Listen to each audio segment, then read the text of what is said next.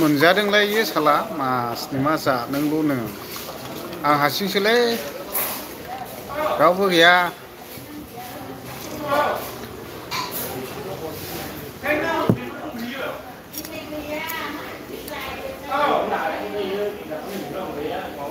उदै मामलेसो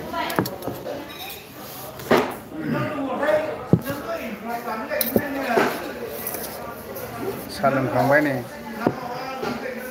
कमेन्ट होदो दे दसे लोगोफोर एसे जास्ट दसे लाइभ होनोसै आरो ना राजेट बसुमतारी सुपार होनदों नै सुपारानो जाहैबाय ओमफ्राय हाजो सेरफां मा जादों ब्र माबालै दाउदै नै दाउदै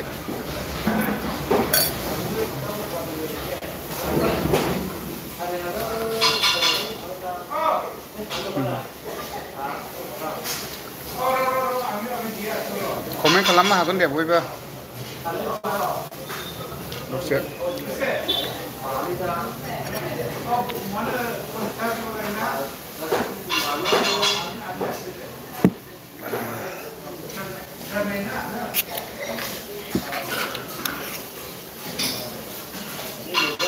पार्किंआ बा दखानावसो दं दखानाव आमगुरि बाजारनि बाजाराव आरो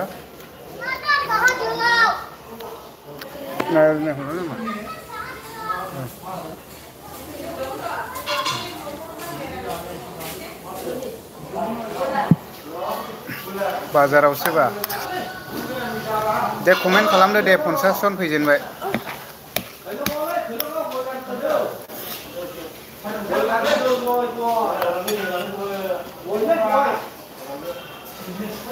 सुमेल नार्जारि गोथाव ना माबा औ दा गोथावानो जाहैबाय अनसुमै बर' हेल' आमगुरियाव दङ एसे बा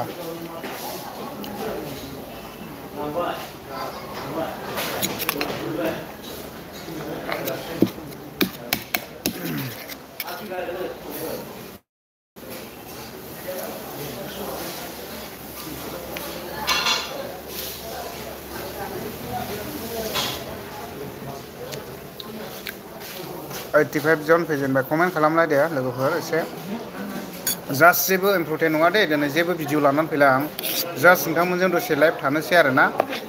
दिनै जेरावबो थांनाय जायाखिसै अखाबो दासो नागारदों नालाय फुंनिफ्रायनो हागासिनो ओमफ्राय अखायानो दासो नागारनाय बावाखै आरो दा साइदुं दुंबाय एसेनो सान्दुं दुंलायथिनो आरोना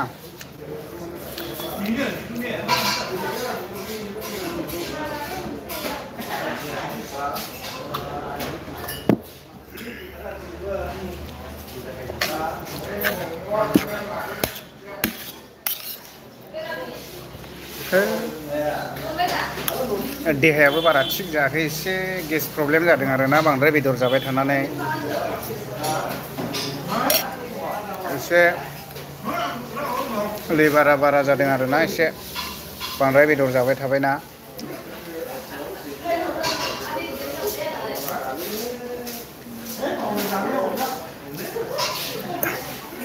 Santi BODO vlog I love you okay thank you brother thank you so much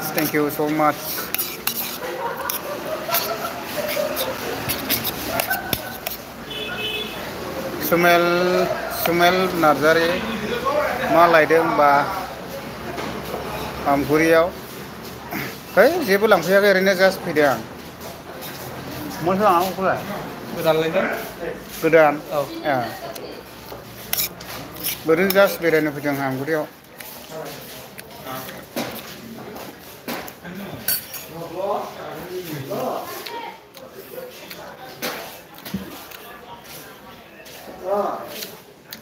You are very handsome. Thank you so much, brother. Where from, brother?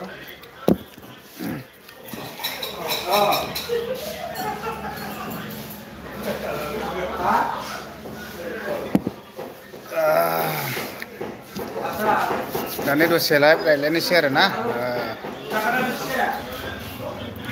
गेरेमसा बसुमतारी लाइक डन ब्र अके थेंक इउ आं गोजोननाय मोनबाय लाइभआव फैनो थाखाय आरो ना थेंक इउ स' माच गेरेमसा बसुमतारी ओमफ्राय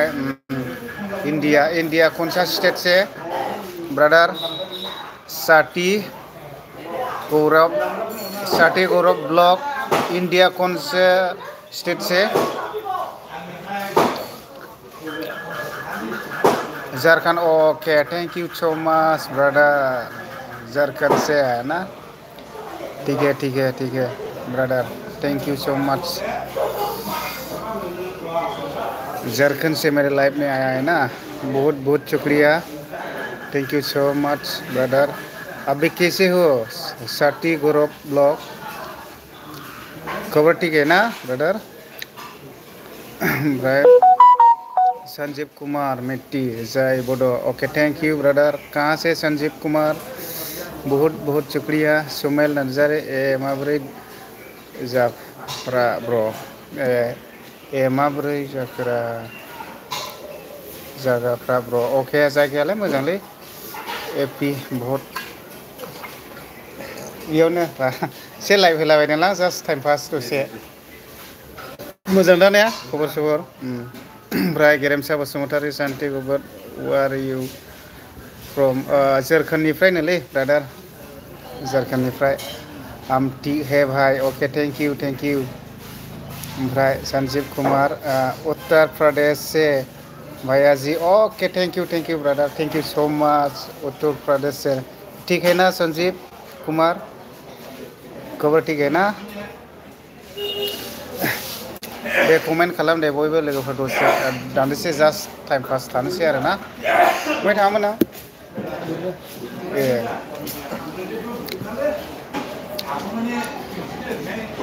संजीव कुमार कैसे हो अभी सब लोग ठीक है ना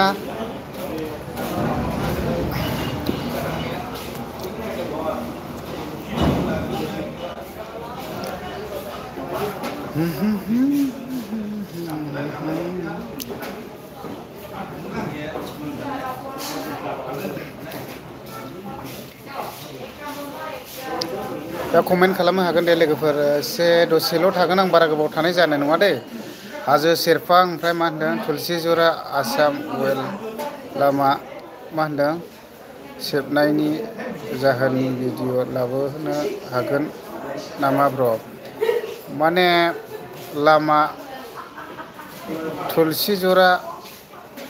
आसाम वाला लामा सेबनायनि जाहोननि भिडिअ लाबोनो हागोन नामा ब्र ओके लामा सेबनायनि माने बेखौथ' आं बुंनो हाया जाहैबाय बोरैजों सेबदोंबा लामाफ्राबा बियो गावबा गावनि सायावसो ब्र आं नुवाखैनो आरोना जेनेबा हाजो सेरफां ब्रादार गेरेमसा बसुमतारी हटेलावसो नामालै हटेल नङालै जोंनि आदानिनो दखान बियो माने जोंनि ब्रादार फाबियाननि दखान आरो इयावनो जास्ट दसे दं आरो लाइभआव गोबां पेसेन्जारफोरबो दङ साहा लोंदों ओमफ्राय बेयावनो दसे आंबो टाइम पास लाइभआव थाबाय आरोना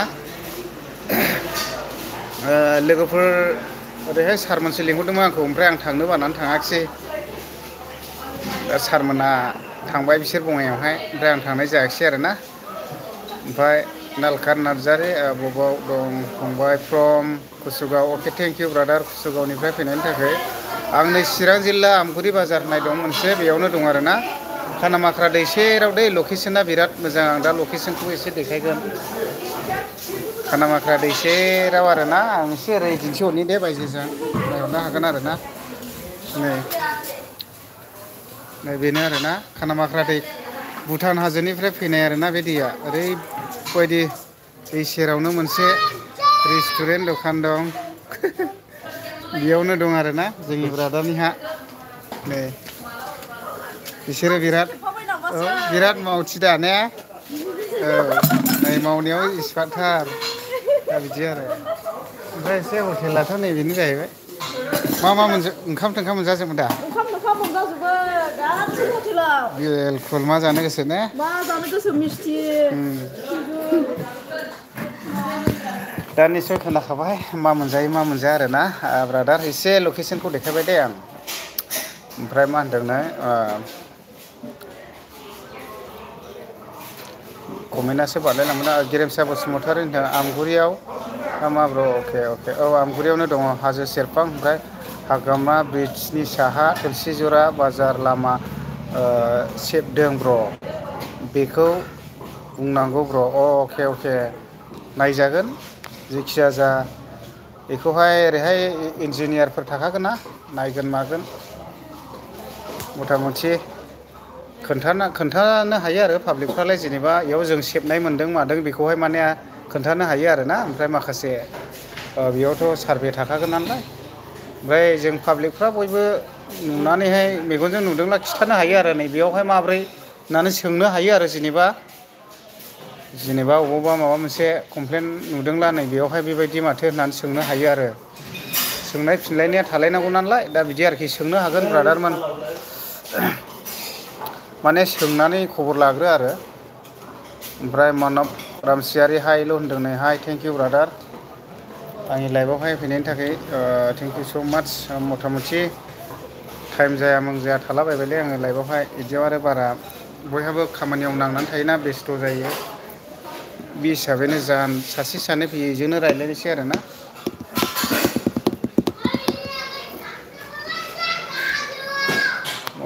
आसोला जोंनिया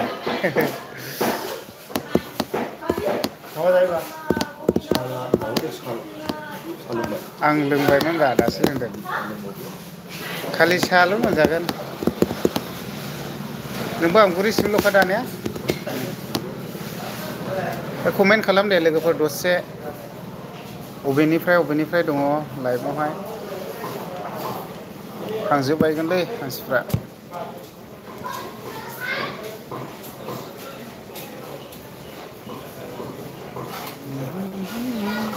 बांद्राय गोबावबो थाखानाय नङा अनलि 15 मिनिटसोल' थागोन आं दे 15 मिनिटसोल' मा ओंख्रिमोन दिनै जोंना औ अमा बेदर दालि ओमफ्राय ना गोथावथार ने साहा लोंबावनायसै नै लोगोफोर एसे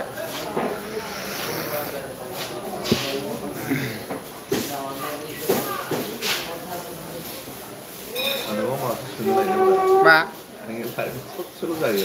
माया लाइमा ए फेसने ना माने ए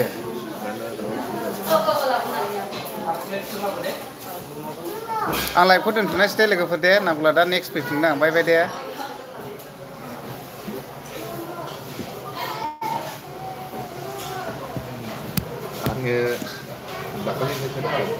औ आदसा हरदे जायो